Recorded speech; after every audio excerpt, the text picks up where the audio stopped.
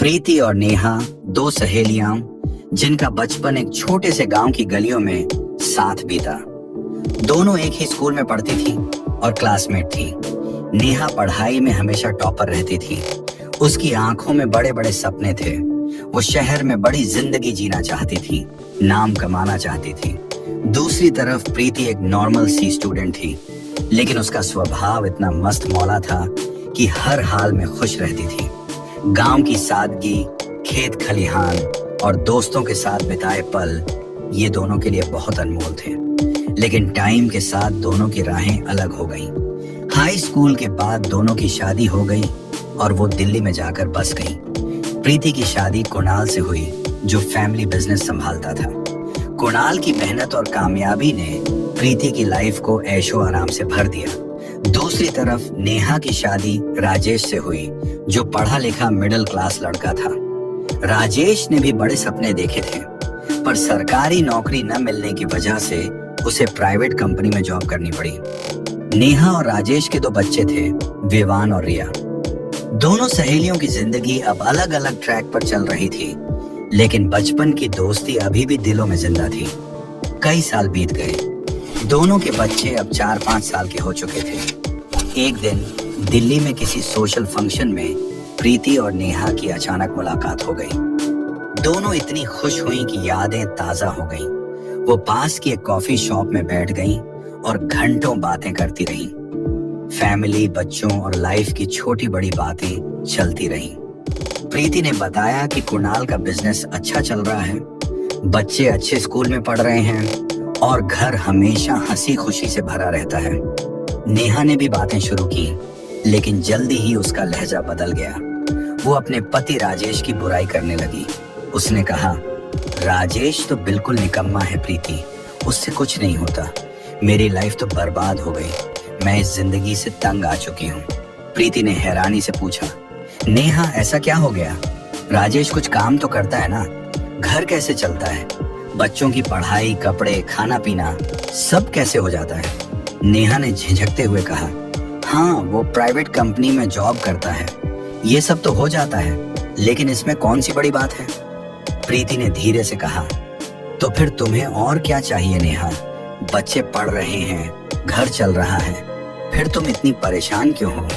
नेहा के मन में अभी भी बचपन वाले सपने पल रहे थे। बड़ा घर, महंगी गाड़ियां और सोसाइटी में हाई फाई लाइफ। राजेश की मेहनत उसे इन सब के सामने बेकार लगती थी। उसने चिढ़कर कहा, प्रीति ये सब करने में कौन सी बड़ी बात है? ये भी कोई जिंदगी है? मैं तो कुछ और चाहती थी। प्रीति ने समझाने की कोशिश की, नेहा जो तुम्हारे पास है उसकी कद्र करो।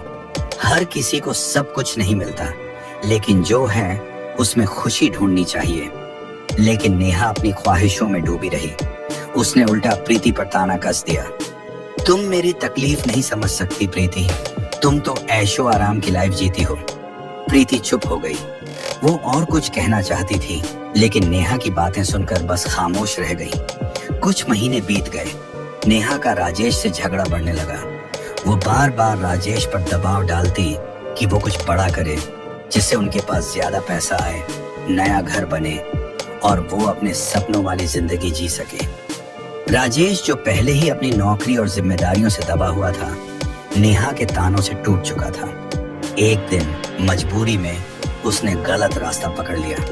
वो नशे के कारोबार करने वाले एक गैंग से जुड़ गया। सोचा कि जल्दी पैसा आ जाएगा, लेकिन यही उसकी सबसे बड़ी भूल साबित हुई। कुछ ही दिनों में तस्करों के बीच झगड़ा हुआ और गोलीबारी में राजेश मारा गया। नेहा की जिंदगी पूरी तरह बिखर गई।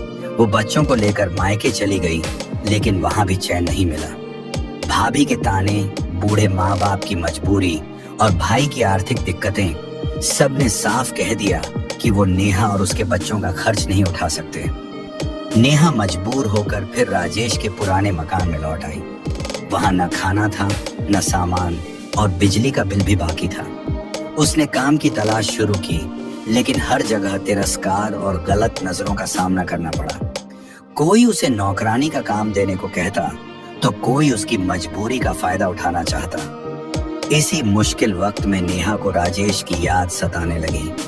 अब उसे एहसास हो रहा था कि राजेश की मेहनत कितनी कीमती थी, जिसे उसने कभी समझा ही नहीं। एक दिन नेहा थकी हारी हालत में बाजार में घूम रही थी। पुराने कपड़े, चेहरे पर उदासी और आंखों में बेबसी। उसी वक्त प्रीति से मुलाकात हो गई। प्रीति ने उसकी हालत देखी और नरमी से पूछा, नेहा, तुम्हारी ये हालत क्यों है? क्या हुआ? नेहा रोते हुए बोली, राजेश अब नहीं रहा। मैं बच्चों के साथ अकेली रह गई हूँ। बहुत मुश्किल हो रही है। प्रीति ने गहरी सांस ली और कहा, नेहा, तुम ही कहती थी ना कि राजेश की कोई कीमत नहीं थी। तुम्हें तो फर्क नहीं पड़ना चाहिए था। फिर आज इतनी टूटी क्यों हो? नेहा की आंखों से आंसू रुक नहीं पाए। वो घुटनों पर बैठ गई और जोर जोर से रोने लगी। प्रीति ने उसे गले लगाया और बोली, माफ करना, मेरी बात सख्त लग सकती है, लेकिन सच यही है कि इंसान को अपने पास जो है उसकी कद्र करनी चाहिए। जब तक वो हमारे पास होता है हम उसकी अहमियत नहीं समझते। राजेश ने तुम्हारे लिए जो किया वो कम नहीं था। नेहा सिसकते हुए बोली, मैंने उसकी मेहनत को कभी समझा ही नहीं।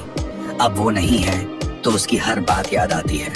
प्रीति ने उसका हौसला बढ़ाया और मदद करने का फैसला किया। उसने अपने पति कुणाल से बात की और नेहा के लिए ऑफिस में एक छोटी सी जॉब लगवा दी। यही जॉब नेहा की नई शुरुआत बनी। उसने बच्चों को फिर से स्कूल में दाखिल करवाया और धीरे धीरे जिंदगी को संभालना शुरू किया। प्रीति भी हर वक्त उसका सहारा बनी रही, कभी बच्चों के लिए किताबें लाकर तो कभी इमोशनली सपोर्ट देकर। नेहा ने अपनी गलतियों से सबक लिया। अब उसे समझ आ गया था कि जिंदगी में जो कुछ है उसे स्वीकार करना और उसकी कद्र करना ही असली खुशी है। वो अब अपने बच्चों के लिए जीने लगी और हर दिन राजेश को याद करके नई हिम्मत पाती थी। हालांकि सब कुछ धीरे धीरे ठीक हो गया, लेकिन राजेश की कमी हमेशा उसके दिल में रही। घर में हमेशा थोड़ा खालीपन और तन्हाई रहती थी।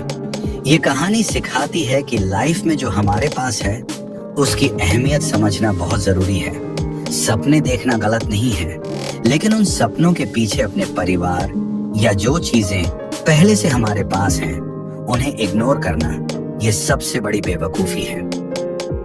अगर ये कहानी आपको अच्छी लगी हो तो वीडियो को लाइक कीजिए, दोस्तों के साथ शेयर कीजिए और नई कहानियों के लिए चैनल को सब्सक्राइब कीजिए।